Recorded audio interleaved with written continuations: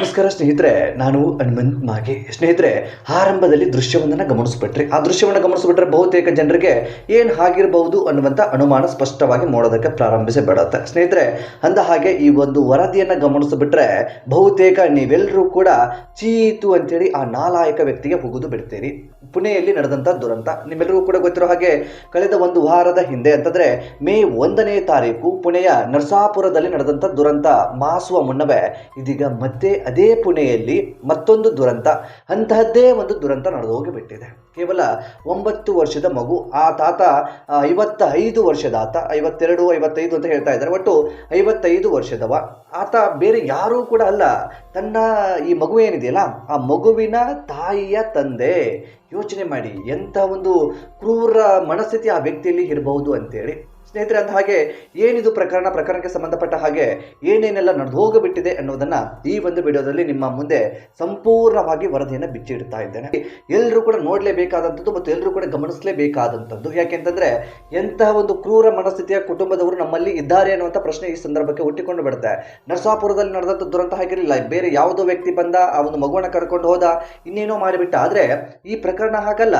ಸ್ವಂತ ತನ್ನ ಅಜ್ಜ ಅಥವಾ ತನ್ನ ತಾತ ತನ್ನ ಮೊಮ್ಮಗಳನ್ನು ಹೇಗೆಲ್ಲ ನೋಡ್ಕೋಬಹುದಿತ್ತೋ ಗೊತ್ತಿಲ್ಲ, ಆದರೆ ಆ ವ್ಯಕ್ತಿಯೇ ತನ್ನ ಮೊಮ್ಮಗಳ ಮೇಲೆ ಈ ರೀತಿಯಾಗಿ ಬಳಸ್ಕೊಳ್ಳೋದಕ್ಕೆ ಮುಂದೆ ಹಾಗೆ ಬಿಡ್ತಾನೆ ಅಂತಂದ್ರೆ ಎಂತಹ ಒಂದು ಕ್ರೂರ ವ್ಯವಸ್ಥೆ ಇದು, ಎಂತಹ ಒಂದು ಸಮಾಜ ಇದೆ ನಮ್ಮಲ್ಲಿ ಅನ್ನುವಂಥ ಪ್ರಶ್ನೆ ಹುಟ್ಕೊಂಡು ಬಿಡುತ್ತೆ.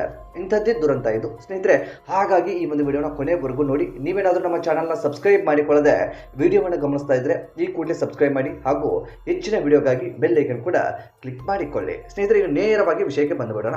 ಸ್ನೇಹಿತರೆ, ನಿಮ್ಮೆಲ್ಲರಿಗೂ ಕೂಡ ಗೊತ್ತಿರೋ ಹಾಗೆ ಪುಣೆಯ ಬೋರ್ ತಾಲೂಕಿನ ನರಸಾಪುರದಲ್ಲಿ ನಡೆದಂತಹ ದುರಂತ ಅದು ಬೇರೆ ಬೇರೆ ರೀತಿಯಲ್ಲಿ ತಿರುವನ್ನ ಪಡೆದುಕೊಂಡು ಬಿಟ್ಟಿತ್ತು. ಈಗ ಆ ವ್ಯಕ್ತಿ ನ್ಯಾಯಾಂಗ ಬಂಧನದಲ್ಲಿದ್ದಾನೆ. ಆತನಿಗೆ ಗಲ್ಲು ಶಿಕ್ಷೆ ಆಗುವಂತ ಸಾಧ್ಯತೆ ಅಂತದೆಲ್ಲವೂ ಕೂಡ ಹೆಚ್ಚಾಗಿ ಕಾಣಿಸ್ತಾ ಇದೆ. ಯಾಕೆಂತಂದ್ರೆ ಅಲ್ಲಿ ನಡೆದಂತಹ ಭೀಕರತೆ, ಆ ಒಂದು ಪ್ರಕರಣ ಅಂತದೆಲ್ಲವೂ ಕೂಡ ನಡೆದೋಗಿ ಬಿಟ್ಟಿತ್ತು. ಈಗ ಸ್ನೇಹಿತರೆ, ಅದೇ ರೀತಿಯಾಗಿ ಪುಣೆಯಲ್ಲಿ ನಡೆದಂಥ ದುರಂತ ಇದು. ಪುಣೆಯ ಪಾರ್ವತಿ ಪ್ರದೇಶದಲ್ಲಿ ನಡೆದಂಥ ಭೀಕರ ದುರಂತ, ಸ್ಲಮ್ ಅಲ್ಲಿ ನಡೆದಂತಹ ದುರಂತ ಇದು. ಸ್ನೇಹಿತರೆ, ಈ ಒಂದು ಘಟನೆಯ ವಿವರವನ್ನು ಗಮನಿಸೋದಾದ್ರೆ ಈ ಒಂದು ಘಟನೆಯೂ ಕೂಡ ನಡೆದಿರುವಂಥದ್ದು ಪುಣೆಯ ಪಾರ್ವತಿ ಅನ್ನುವಂಥ ಪ್ರದೇಶದಲ್ಲಿ. 9 ವರ್ಷದ ಮಗು ಆಟವನ್ನು ಆಡ್ತಾ ಇರುತ್ತೆ. ತಂದೆ ತಾಯಿಗಳು ಕೆಲಸಕ್ಕೆ ಹೋಗಿರ್ತಾರೆ. ಸ್ಲಮ್ ಅಂದ್ರೆ ಹಾಗೆನೆ ದುಡಿದು ಹಾಗೆ ಬದುಕುವಂತ ಕುಟುಂಬ ಅದು. ತಂದೆ ತಾಯಿ ಹೊರಗಡೆ ಹೋದಂಥ ಸಂದರ್ಭದಲ್ಲಿ ಈ ಈತನು ಕೂಡ ಅದೇ ಸ್ಲಮ್ನಲ್ಲಿ ಬೇರೆ ಮನೆಯಲ್ಲಿ ವಾಸವಾಗಿ ಇರ್ತಾನೆ. ಒಬ್ಬಂಟಿ ಜೀವನ. ಹೆಂಡತಿ ತೀರು ಹೋಗಿರ್ತಾರೆ. 52 ವರ್ಷ ಈ ನಾಲಾಯಕನಿಗೆ. ಅಂತಂದ್ರೆ ಬಹುತೇಕ ಅವನಲ್ಲಿ ಅದೇನು ವಯಸ್ಸು ಇತ್ತೋ ನನಗೆ ಗೊತ್ತಿಲ್ಲ. 9 ವರ್ಷದ ತನ್ನ ಸ್ವಂತ ಮೊಮ್ಮಗಳು, ತನ್ನ ಮಗಳಾಕೆ, ಆಕೆಯನ್ನ ಯಾರು ಇಲ್ಲದಂಥ ಸಂದರ್ಭವನ್ನು ಗಮನಿಸ್ತಾನೆ. ಅಂತಂದ್ರೆ ಬಹುತೇಕ ಜನರು ಅವರವ್ರ ಮನೆಯಲ್ಲೇ ಇರ್ತಾರೆ. ಮಧ್ಯಾಹ್ನ 3 ಗಂಟೆಯ ಆಸುಪಾಸಿನಲ್ಲಿ ನಡೆದಂತಹ ದುರಂತ.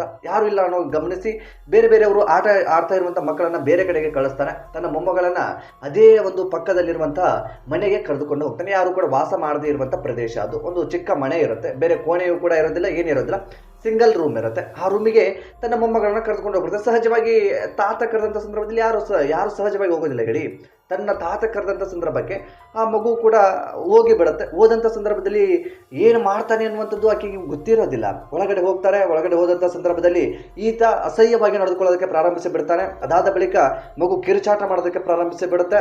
ಅದಾದ ಬಳಿಕ ಈ ಹೊರಗಡೆ ಇರುವಂಥವ್ರು ಅಂದ್ರೆ ಸುತ್ತಮುತ್ತಲಿನ ಪ್ರದೇಶದವರು ಅಂತಂದ್ರೆ ಚಿಕ್ಕದಾದಂಥ ಒಂದು ರೂಮ್ ಇರೋ ಕಾರಣದಿಂದಾಗಿ ಆ ಮಗು ಗಲಾಟೆ ಮಾಡ್ತಾ ಇರೋದನ್ನ ಸೌಂಡನ್ನು ಕೇಳಿದಂಥ ಸಂದರ್ಭಕ್ಕೆ ಎಲ್ಲರೂ ಕೂಡ ಧಾವಿಸಿ ಬಂದು ಬಿಡ್ತಾರೆ. ಧಾವಿಸಿ ಬಂದು ಆ ಬಾಗಿಲನ್ನು ನೋಡ್ತಾರೆ. ಬಾಗಿಲಲ್ಲಿ ಒಳಗಡೆ ಸೌಂಡ್ ಆಗ್ತಾ ಇರುತ್ತೆ, ಲಾಕ್ ಆಗಿರುತ್ತೆ, ಮಗು ಕಿರ್ಚಾಡ್ತಾ ಇರುತ್ತೆ. ಎಲ್ಲರೂ ಕೂಡ ಬಾಗಿಲನ್ನು ಒದ್ದು ಮುರಿದಾಕಿ ಬಿಡ್ತಾರೆ. ಆ ಸಂದರ್ಭಕ್ಕೆ ಈ ವ್ಯಕ್ತಿಯ ಕ್ರೂರತನ ಏನಿತ್ತು ಅನ್ನುವಂಥದ್ದು ಸ್ಪಷ್ಟವಾಗಿ ಗೊತ್ತಾಗುತ್ತೆ. ಆತನನ್ನ ಎಲ್ಲರೂ ಕೂಡ ಕಟ್ಟ ಹಾಕ್ತಾರೆ. ಅದಾದ ಬಳಿಕ ಪೊಲೀಸರಿಗೆ ಮಾಹಿತಿಯನ್ನು ಕೊಡ್ತಾರೆ. ಪೊಲೀಸರು ಬರ್ತಾರೆ. ಆ ವ್ಯಕ್ತಿಯನ್ನ ಇದೀಗ ಬಂಧನ ಮಾಡಿದ್ದಾರೆ. ಮಗು ಇದೀಗ ಸೇಫ್ ಆಗಿದೆ. ಆತಂದ್ರೆ ಈಗ ವೈದ್ಯಕೀಯ ವಿಚಾರವಾಗಿ ಒಂದು ವೈದ್ಯಕೀಯ ತಪಾಸಣೆ ಅಂತದೆಲ್ಲವೂ ಕೂಡ ಆಗಬೇಕಾಗತ್ತಲ್ಲ. ಪ್ರಾಥಮಿಕವಾಗಿ ಅದೆಲ್ಲವೂ ಕೂಡ ನಡೀತಾ ಇದೆ. ಈ ನಾಲಾಯಕನನ್ನ ಬಂಧಿಸಿದ್ದಾರೆ. ಈಗ ಈ ನಾಲಾಯಕನಿಗೆ ಕಠಿಣ ಕ್ರೂರ ಶಿಕ್ಷೆ ಆಗಬೇಕು ಅನ್ನೋ ರೀತಿಯಲ್ಲಿ ಜನಗಳು ಪ್ರತಿಭಟನೆ ಮಾಡ್ತಾ ಇದ್ದಾರೆ. ಯಾಕೆ ಈ ಪ್ರತಿಭಟನೆ ಸಡನ್ ಆಗಿ ಇಷ್ಟೊಂದು ಬಿರುಸಾಗಿ ಪ್ರಾರಂಭಿಸಿಬಿಟ್ರು ಅಂತಂದ್ರೆ ಈ ಹಿಂದೆ ನರಸಾಪುರದಲ್ಲಿ ನಡೆದಂಥ ದುರಂತ ಮಾಸುವ ಮುನ್ನವೇ ಈ ರೀತಿಯಾಗಿ ಮತ್ತೆ ಒಂದು ಘಟನೆ ನಡೆದೋಗ್ಬಿಡ್ತಲ್ಲ, ಅಲ್ಲಿನ ಜನರಿಗೆ ಅದು ಹೇಗೆ ಸಹಿಸಿಕೊಳ್ಳೋದಕ್ಕೆ ಸಾಧ್ಯ? ಕೇವಲ 4-5 ದಿನಗಳು ಆಗಿಲ್ಲ, ಮತ್ತೆ ಇಂಥದ್ದೊಂದು ದುರಂತ. ಹಾಗಾಗಿ ಜನಗಳು ರೋಷ, ಆವೇಶ ಅಂತದೆಲ್ಲವೂ ಕೂಡ ಹುಕ್ಕಿ ಬರುತ್ತೆ. ಮಾಡುತ್ತೆ. ಆ ವ್ಯಕ್ತಿಯನ್ನ ನಮ್ಮ ಕೈಗೆ ಕೊಟ್ಟು ಬಿಡಿ, ನಾವು ಕೊಂದು ಬಿಡ್ತೀವಿ ಅನ್ನೋ ನಿಟ್ಟಿನಲ್ಲಿ ಮಾತನಾಡ್ತಾರೆ ಮತ್ತು ಅಲ್ಲಿನ ವ್ಯವಸ್ಥೆ, ಅಲ್ಲಿನ ಆಡಳಿತದ ಬಗ್ಗೆ ಜನರಿಗೆ ಒಂದಿಷ್ಟು ಅಸಮಾಧಾನ ವ್ಯಕ್ತವಾಗುತ್ತೆ. ಅಂಥದ್ದೆಲ್ಲವೂ ಕೂಡ ಇರೋ ಕಾರಣದಿಂದಾಗಿ ಪ್ರತಿಭಟನೆ ಅಂಥದ್ದನ್ನ ಮಾಡೋದಕ್ಕೆ ಪ್ರಾರಂಭಿಸಿ ಬಿಡ್ತಾರೆ. ಒಟ್ಟಾರೆಯಾಗಿ ಇಂಥದ್ದೊಂದು ದುರಂತ ಮತ್ತೆ ನಡೆದು ಹೋಗಿಬಿಟ್ಟಿದೆ. ಇದು ಪುಣೆಗೆ ಸಂಬಂಧಪಟ್ಟ ಹಾಗೆ ಮಾತ್ರ ಅಲ್ಲ, ನಮ್ಮ ದೇಶದಲ್ಲಿ ಬಹುತೇಕ ಈ ರೀತಿಯಾದಂಥ ಪ್ರಕರಣಗಳು ನಡೀತಾ ಇದ್ದಾವೆ. ಆ ತಾತ ಈ ಒಂದು ಬೇರೆ ಯಾವುದೋ ಕುಟುಂಬದವನಲ್ಲ, ತನ್ನ ಸ್ವಂತ ಕುಟುಂಬದವನು. ಮನೆಯಲ್ಲೇ ಇರ್ತಾನೆ, ತನ್ನ ತಾಯಿ ಅಂದ್ಕೊಂಡಿರ್ತಾಳೆ ಅಂತ ಕಾಣಿಸುತ್ತೆ. ನಮ್ಮಪ್ಪ ಇದ್ದಾನೆ, ನನ್ನ ಮಗಳನ್ನು ಚೆನ್ನಾಗಿ ನೋಡ್ಕೋಬಹುದು. ಮಕ್ಕಳ ಬಗ್ಗೆ ನಾವು ನಿರ್ಲಕ್ಷ್ಯವನ್ನು ವಹಿಸಿದ್ರು ಕೂಡ ನಮ್ಮಪ್ಪ ನನ್ನ ಮಗಳನ್ನು ಚೆನ್ನಾಗಿ ನೋಡ್ಕೋತಾನೆ ಅಂತ ಭಾವಿಸಿಬಿಟ್ಟಿದ್ಲೇನೋ ಗೊತ್ತಿಲ್ಲ. ಆದರೆ ಈ ರಕ್ಷಣೆ ಮಾಡುವಂಥವರೇ ಭಕ್ಷಕರಾಗ್ತಾ ಇದ್ದಾರೆ. ಯಾಕೆ ಅಂತ ಗೊತ್ತಾಗ್ತಾ ಇಲ್ಲ.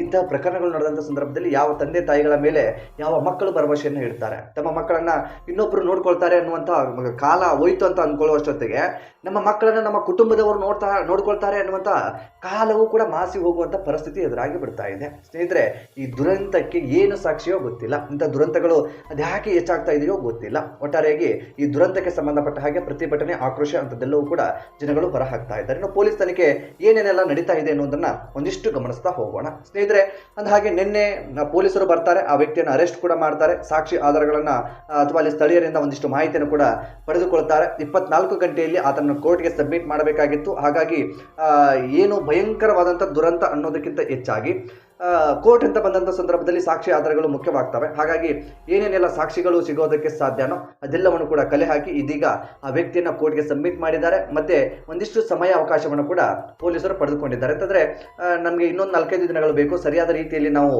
ಮಾಹಿತಿಯನ್ನು ಕಲೆ ಹಾಕಿ ಈ ಒಂದು ವ್ಯಕ್ತಿಯನ್ನು ಕೋರ್ಟ್ಗೆ ಸಬ್ಮಿಟ್ ಮಾಡ್ತೀವಿ ಅನ್ನೋ ಕಾರಣಕ್ಕೆ ಮತ್ತೆ ಪೊಲೀಸರು ಆ ವ್ಯಕ್ತಿಯನ್ನು ವಶಪಡಿಸಿಕೊಂಡು ಈಗ ತಮ್ಮ ಅಂಡರಲ್ಲಿ ಇಟ್ಕೊಂಡಿದ್ದಾರೆ. ತನಿಖೆ ಅಂಥದ್ದೆಲ್ಲವೂ ಕೂಡ ನಡೀತಾ ಇದೆ. ಇದು ಪ್ರಾಥಮಿಕ ಹಂತದಲ್ಲಿ ನಡೆದಂಥ ಒಂದಿಷ್ಟು ವರದಿ. ಇನ್ನು ಮುಂದಿನ ದಿನಗಳಲ್ಲಿ ಅದೇನು ಸಾಕ್ಷಿಗಳು ಸಿಗ್ತಾವೋ, ಅದೇನು ಇನ್ನು ಮುಂದಿನ ದಿನದಲ್ಲಿ ಈ ಒಂದು ಪ್ರಕರಣಕ್ಕೆ ಸಂಬಂಧಪಟ್ಟ ಹಾಗೆ ಅದೇನು ಸಾಕ್ಷಿ ಆಧಾರಗಳು ಸಿಗ್ತಾವೋ ಅದರ ಮೇಲೆ ಆ ವ್ಯಕ್ತಿಗೆ ಏನು ಶಿಕ್ಷೆ ಆಗಬೇಕು ಅನ್ನುವಂಥದ್ದು ದೃಢವಾಗಿ ಬಿಡುತ್ತೆ. ಒಟ್ಟಾರೆಯಾಗಿ ಇದೇನಾದರೂ ಸಾಬೀತಾಗಿಬಿಟ್ರೆ ಆ ವ್ಯಕ್ತಿಗೆ ಜೀವಾವಧಿ ಶಿಕ್ಷೆ ಆಗುವಂಥದ್ದು ಮತ್ತು ಗಲ್ಲು ಶಿಕ್ಷೆ ಆಗುವಂತಹ ಸಾಧ್ಯತೆಯೂ ಕೂಡ ಇದೆ. ಯಾಕೆಂತಂದ್ರೆ ಬಹುತೇಕ ಪ್ರಕರಣಗಳಲ್ಲಿ ಈ ರೀತಿಯಾದಂಥ ಆದೇಶ ಅಥವಾ ಈ ರೀತಿಯಾದಂಥ ಒಂದು ತೀರ್ಪು ಬಂದಿರೋ ಕಾರಣದಿಂದಾಗಿ ಈ ವ್ಯಕ್ತಿಯೂ ಕೂಡ ಆ ಒಂದು ಬೇರೆ ಬೇರೆ ಪ್ರಕರಣಗಳನ್ನ ಗಮನಿಸಿದಂಥ ಸಂದರ್ಭಕ್ಕೆ ಈ ವ್ಯಕ್ತಿಯ ಮೇಲೆಯೂ ಕೂಡ ಆ ಒಂದು ಜೀವಾವಧಿ ಶಿಕ್ಷೆ ಅಥವಾ ಗಲ್ಲು ಶಿಕ್ಷೆ ಆಗುವಂಥ ಸಾಧ್ಯತೆ ಬಹುತೇಕ ಹೆಚ್ಚಾಗಿ ಕಾಣಿಸ್ತಾ ಇದೆ. ಒಟ್ಟಾರೆಯಾಗಿ ಇದೊಂದು ದುರಂತ. ಈ ಒಂದು ದುರಂತಗಳನ್ನು ಗಮನಿಸ್ತಾ ಇದ್ರೆ ನಮ್ಮ ಸಮಾಜ ಎಲ್ಲಿ ಹೋಗ್ತಾ ಇದೆ, ಯಾರ ಮೇಲೆ ನಂಬಿಕೆ ಇಡಬೇಕು ಅನ್ನುವಂತಹ ಪ್ರಶ್ನೆ ಸಹಜವಾಗಿ ಹುಟ್ಟಿಕೊಂಡು ಬಿಡುತ್ತೆ. ಸ್ನೇಹಿತರೆ, ಈ ಒಂದು ದುರಂತದ ಕುರಿತಾಗಿ ನಿಮ್ಮ ಅನಿಸಿಕೆ ಏನು ಎಂಬುದನ್ನು ಕಾಮೆಂಟ್ ಬಾಕ್ಸಲ್ಲಿ ಮೆನ್ಷನ್ ಮಾಡಿ.